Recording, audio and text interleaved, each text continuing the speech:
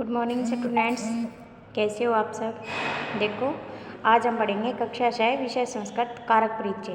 कारक का परिचय मतलब कारक के बारे में हमें पढ़ेंगे, भी कारक है होता क्या है उसके बारे में आज हम पढ़ेंगे। ठीक है, कारक परिचय। तो देखो, कारक कहते किसे, सीधी सी भाषा में वाक्य में क्रिया की सिद्धि करने वाले को क्या कहते हैं, कारक।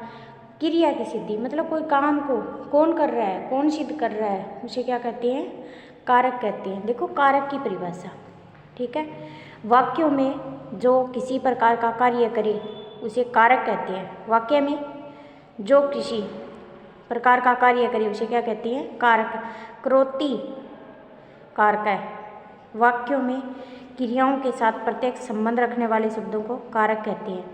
वाक्यों में क्रियाओं के साथ प्रत्यक्ष संबंध रखने वाले शब्दों को क्या कहते हैं, कारक कहते हैं। कारक की परिभाषा एक बार फिर से देख लो।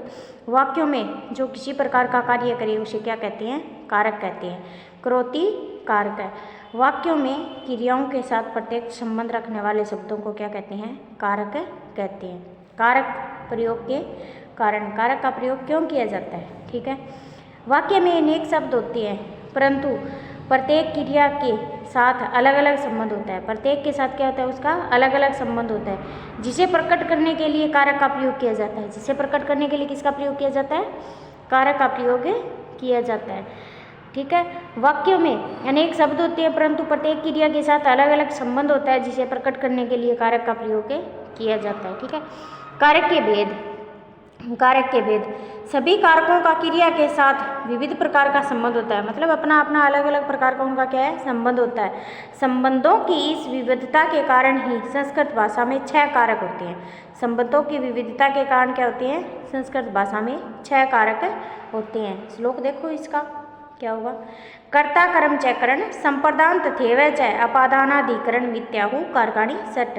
ठीक है, ध्यान से सुनना। कर्ता कर्म करण संप्रदान, कर्ता कर्म और संप्रदान, कर्ता हो गया, कर्म हो गया और करण हो गया और संप्रदान तथैव च, इसके अलावा अपादानाधिकरण, अपादानाधिकरण अपादान और अधिकरण इत्याहु, इस प्रकार कारकाणि सट, इस प्रकार क्या है, ये 6 कारक हैं। क्या कारक हैं, 6 कारक हैं, ठीक है।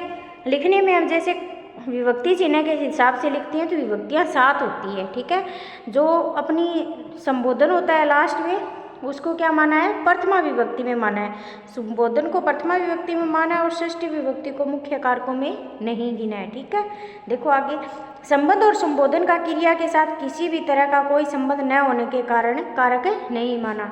संस्कृत में उसे मुख्य कारकों की श्रेणी में नहीं रखा गया है, ठीक है। संबोधन और संबंध की उत्पत्ति कर्ता से ही मानी जाती है। संबंध और संबोधन की उत्पत्ति किससे मानी जाती है, कर्ता से ही मानी जाती है। सभी कारकों और विभक्तियों तथा इसमें प्रयुक्त होने वाले चिन्हों का विवरण इस प्रकार है। कारक हो गया, विभक्ति हो गई और उसके चिन्ह। तो अपना फर्स्ट हो गया कर्ता कारक, कर्ता कारक प्रथमा विभक्ति, कर्ता ने, ठीक है। सेकंड है अपना कर्म कारक द्वितीय विभक्ति, कर्ता ने कर्म को। तीसरा है अपना करण तृतीय विभक्ति, करण से के द्वारा।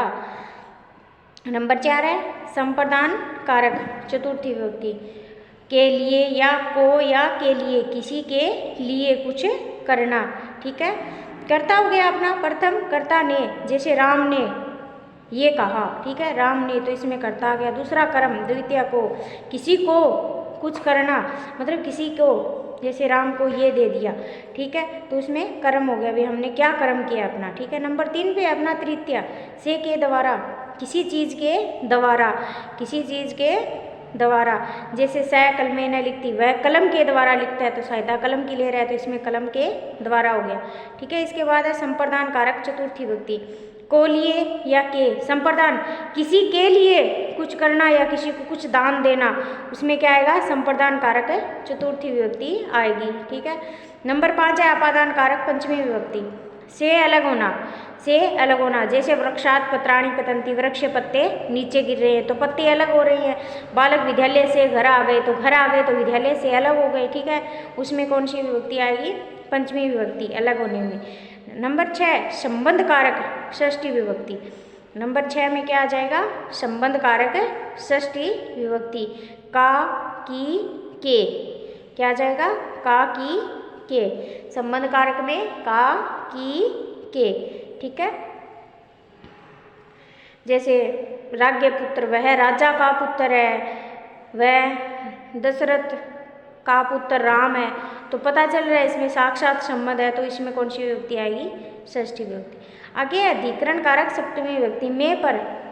जैसे किसी का आधार होना, में पर मतलब आधारोधिकरणम, किसी का आधार होना उस चीज़ पे। जैसे तिलेषु तेलम, तिलों में तेल है। बिना तेल के तिल हो सकते हैं क्या, नहीं हो सकते। अगर तिलों से तेल निकाल लिया तो फिर तिल बचेंगे क्या, नहीं बचे ना। तो इसमें अधिकरण में पर। जैसे वयम अस्य कक्षायाम पठाम, हम इस कक्षा में पढ़ते हैं, तो कक्षा में पढ़ना अपना क्या हो गया, एक आधार हो गया। बिना कक्षा के अपनी पढ़ाई नहीं हो सकती ना, तो वो हो गया दारोदीकरणम। ठीक है, सप्तमी विभक्ति। इसके बाद है संबोधन। संबोधन का अर्थ होता है किसी को पुकारने के लिए। जैसे हे राम तुम कहाँ जा रहे हो, हे मोहन इधर आओ, इस प्रकार किसी को पुकारने के लिए। और उसी प्रकार राम में भी प्रथमा विभक्ति का प्रयोग हुआ है, तो इसमें कौन सी विभक्ति का प्रयोग होगा, इसमें संबोधन में प्रथमा विभक्ति का प्रयोग होगा। ठीक है, समझ में आया। अब आगे देखो, विशेष, किसी भी लिंग के शब्द रूपों में यही कारकीय चिन्ह वाक्य को कारक संबंधी अर्थ देते हैं। जैसे राम ने, रामम, राम को, रामेण, राम के द्वारा, किसी चीज़ के द्वारा। ठीक है, रामाय, राम के लिए, कुछ किसी के लिए कुछ करना। रामात, राम से अलग होना हो गया ना, पृथक। रामस्य, राम को, विराम को कुछ। ठीक है, राम में, रामे में, राम में हो गया। ठीक है, इस प्रकार किसी शब्द से ये चिन्ह अर्थ देते हैं, मतलब इन चिन्हों का प्रयोग करके वाक्य का अर्थ निकाला जाता है। ठीक है, समझ में आया। आज के लिए इतना ही, कल इसका विस्तार से वर्णन हम इसका कल करेंगे। ठीक है, धन्यवाद।